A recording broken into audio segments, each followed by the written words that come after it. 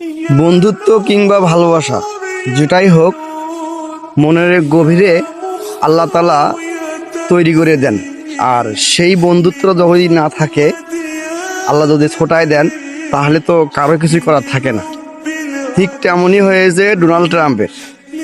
যেগুলো মিত্র দেশ আছে বা বন্ধু দেশ আছে, সেই দেশগুলো এখন আর তার ডাকে সাড়া দিচ্ছে না। কারণ কি শোনেন, এটা তার আল্লাহর লানত, দেশবাজি এবং অনেক মানুষের বিশেষ করে মুসলমানদের লানত পড়ছে তাদের উপর। তারা লাঞ্ছিত হবে রাসূলুল্লাহ সাল্লাল্লাহু আলাইহি ওয়াসাল্লামের হাদিস অনুসারে।